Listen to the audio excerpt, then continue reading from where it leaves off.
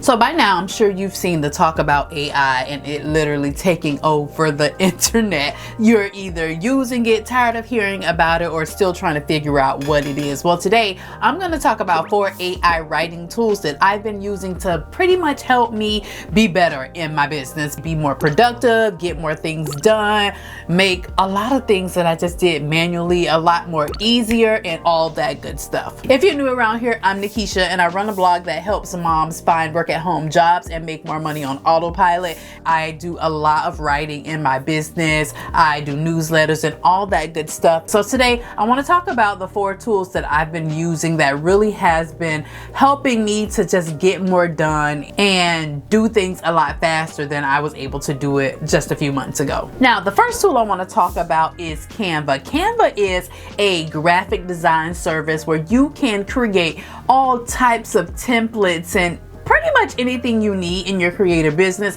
You can do it inside of Canva, and they probably have a template or examples already there for you to just customize with your brand colors and fonts and all that good stuff to make your brand appear more professional than it probably is, especially if you are a beginner. So Canva has this feature that I have fallen in love with, and it is called the Magic Write feature. Now, when I first discovered this, I was like, okay, this is amazing. I really wasn't using any other AI writing tools at that time. Now, with the Magic Write feature, you can simply go into Canva and ask it pretty much anything that you want it to give back to you. Now, I've been using this feature to get video ideas and blog post ideas for my YouTube channel and my blog. And this has worked out really great for me, especially trying to get catchy titles for YouTube videos and blog posts. So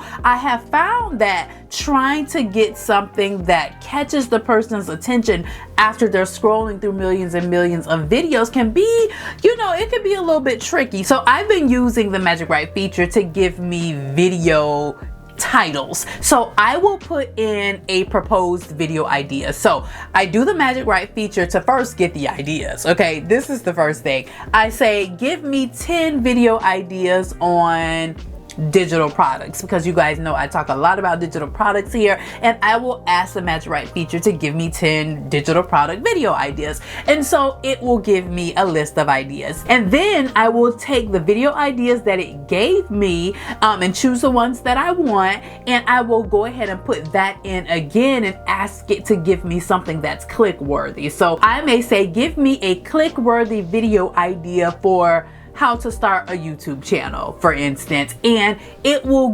regenerate something better than that video idea that I put in. Or another way that I've been using this is asking it to give me the hook of my video. I will put in, give me a catchy hook for my video about how to start a blog, and it will give me about a paragraph of what I should say to start my video off. So I found the Magic Write feature very helpful for ideas, right? Give me a video idea, give me a blog post idea, and to make whatever idea it gives me or something I come up with even better. Something that someone wants to click on and they're like, oh, that sounds interesting. I've been using it for that, and also to give me hooks for my videos, because you all know when you're doing YouTube here, you gotta be saying something in the first 15 seconds of that video that's really gonna draw the person in. So I've been using it for that as well. Then I've been dabbling around with ChatGPT. Now, ChatGPT, I kept hearing people talk about it, and I really I didn't feel inclined to go and check it out and see what it was about, because I had already been using the Magic Write feature and that was doing pretty good for me. So I really wasn't inclined to go check out ChatGPT until one day I was like, you know what, let me go and see what this thing is about. However, they were not letting any more people in it. It literally had crashed or whatever. But eventually I went back, this was maybe a few weeks ago, and I start dabbling around with ChatGPT, and I am really impressed, okay? I am absolutely really impressed with it. Now, I have been using ChatGPT to help me literally with copywriting needs. Any type of writing that I'm doing, blog posts, newsletters, and even my newest ebook that I'm creating right now as well. I haven't used it too much on blog posts. I am working on a post, and I have gotten to a point to where I'm like, okay, I don't really know what else to say or how to explain this. And so I will go and put that prompt into ChatGPT and see what it gives me. Now, when it comes to this, Google has adamantly expressed their dislike of AI generated content. So I'm not going crazy on my blog with AI content. I don't plan on doing that, but I do think it's okay to get, a paragraph here, a paragraph there, or see what thoughts it gives you about a particular topic and putting it into your own words or adding to what it's giving you. But I do not condone until Google says otherwise, just straight using the content out of ChatGPT to just throw inside of your blog posts. I'm not there yet. Maybe you are. Your girl doesn't feel comfortable doing that, but I totally think it's amazing, and I've been using it to do my next newsletter that's coming out for May. I have been using it to help me on my next ebook that I'm working on. So an ebook can be rather long, especially depending on how thorough you're trying to be on a particular topic. And the same thing, when I reach those moments to where okay, I need to cover this, but today just not the day, but I still got to get this done, I will throw in a prompt in ChatGPT to see what it gives me back. And I personally think the better way to use ChatGPT is for those clarity moments that you need, and for things like your newsletter, maybe even digital products. I think it's absolutely amazing, and it has been working out for me. I'm definitely going to go more in depth on this process for you all in a later video as I continue to test out ChatGPT more and more and see how it works for me. I will go more in depth here, but ChatGPT has come in handy for a lot of my copywriting and just writing needs in general in my business. It's something about ChatGPT that I just like to say. I just like to say it. ChatGPT. ChatGPT, ChatGPT. I like how my lips feel when I'm saying that. ChatGPT. Okay, next, let's talk about the Tailwind Ghostwriter feature. So, I'm a blogger and I'm using Pinterest heavily these days because heart emoji, yes, Pinterest, everything, in love. So many new features that are amazing. I use Pinterest on a daily basis to drive traffic to my website and to drive traffic to my digital products, and love it. Yes. Now, if you know anything about Pinterest, you know that when you upload your pins, you have to put descriptions on there. And this is normal for a blogger. You know that those pin descriptions need to be very SEO friendly. You need to use your keywords, and it really just needs to be a good description because you are talking to the Pinterest algorithm just as you are here on YouTube or on Google with your blog posts, and it needs to be good. Tailwind, however, has a ghostwriter feature that it writes those pin descriptions for you, and it is amazing. Okay, might I add, it is amazing. Granted, you are making a pin for a blog post that's already on your site. Let me say that, because that's how I've been using it. Now, I typically am creating new pins for all of my blog posts. I try to do at least 3 pins a day. And so I go into Tailwind, even though I'm not scheduling my pins through Tailwind. This is the tea. I go into Tailwind and I act like I'm going to schedule a pin so that I can get that ghostwriter feature option there when you're creating the pin. And what I love about this option is that you can tell it the keywords that you are trying to focus on, and you can give it your blog post, and it will literally take information from that blog post and generate that pin description. And no, it doesn't only give you one pin description, it gives you options, okay? 1, 2, and sometimes even 3 pin description options buttons that you can use to upload your pin on Pinterest. It's absolutely genius. It has worked amazing for me. I get about 250 to 300,000 Pinterest impressions every single month from my pins. I plan on doubling down on Pinterest in the next couple of months because I'm just seeing absolutely amazing benefits from it. I don't know if I can attribute this to the ghostwriter feature itself, but I will say that something is happening over here on Pinterest for me, and that's what I do. I use the ghostwriter feature on Tailwind to generate my pin descriptions, and it's just working amazing. So here we are on my Tailwind dashboard. I'm simply going to come over here to the Tailwind create feature. This is super simple to use, and this is the feature that I've been using the ghostwrite feature on. So when you start here, you can go ahead and put in the title of your blog post. I've been working on one, best gifts for working moms.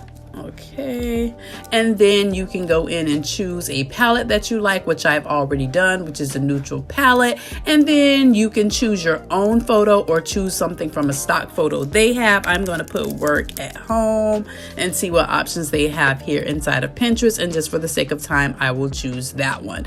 And so I'm going to go here. I have some designs already selected before I did this.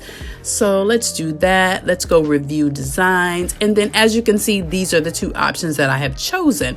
Just for the sake of this example, I'm going to go here on this one and I'm going to say go schedule. Now this is going to ask me what account I want to schedule it on. I'm going to choose mine, obviously. And then it brings you here to this section where you're getting ready to schedule your pin. So the pin title, I'm going to say best gifts for working moms again. And then the description is where we're going to use the ghostwriter feature. As you can see, this ghostwriter button here, I'm just going to click on that. What is this post about? It's an informational piece of content. I want to add keywords, which is going to be gifts for working moms and gifts for busy moms. Those are the two keywords that I'm trying to focus on, and I'm simply going to click generate descriptions. Now it's going to do its thing, taking in consideration the keyword phrases that I've given it and what the best practices on Pinterest are, what the high performing pins are already having in them, so that mine can do just as good as that one. And as you can see here, it's giving me a new pin title, gift ideas for the busy working mom, practical and special treats to brighten her day. Amazing. And then it gives me this pin description here. It also gives me a second and third option. So you would simply choose the one that you want to use. I will a lot of times take all of them and create 3 separate pins and schedule them out for different times. Now you can go ahead and finish this out and schedule this pin right here in Tailwind to be published to Pinterest. But as you know, I don't do that. I schedule mine directly in the Pinterest scheduler. If you're a blogger, this is probably the first one I would tell you to use, because with Tailwind, you can schedule your pins to Pinterest. I am not doing that. However, you can. I'm using the native scheduler inside of Pinterest, if you were just curious. But Tailwind is an amazing option. You can schedule multiple pins at a time. It will even create pins for you through the Tailwind Create. It's amazing. Tailwind, if you're not using it, I definitely recommend it for the ghostwriter feature, but it's a good service to use in general if you don't feel like going through the extra steps of scheduling your pins on your own. So the Tailwind ghostwriter feature. Now let's talk about video a little bit. So if you're creating short form video, you know it's super important to create captions on your video for those people that are watching their phone and scrolling through those videos with it on silent. But it can be a complete pain to sit there and write it out yourself. I have been using the CapCut auto caption. CapCut, the app for all of the videos I upload on Pinterest, my story pins. And I use the auto caption feature to get the words to come across on the video, because who about to sit there and type that in for every video that I upload? Not her. And CapCut has so many other features inside that make it absolutely amazing.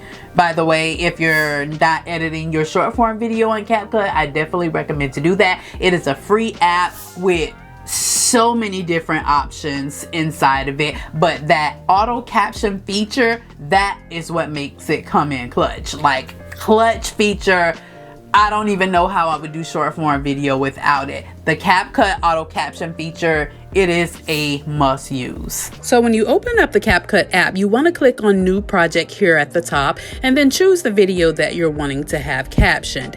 As you can see, there are no captions here on the video, and I'm just going to go down to the bottom and click on auto captions. As you can see, you're going to click on from the video. It's going to take the voice from the video and create the captions on the video. As you can see, it is doing its thing. So you just let it process, and once it's done, here you are with captions that are exactly the same as what you're saying in the video. With your new blog and how to fix them. The first thing is you have unrealistic expectations of what it really takes to be successful. I don't really want to be the bearer of bad news, but people aren't really seeking out blogs to read for fun anymore. At least not without you giving them a reason to. Now, the great thing about this is that you can format it however you want those words to look on the screen. You can go ahead and change the style of the text on the screen. You can change the color.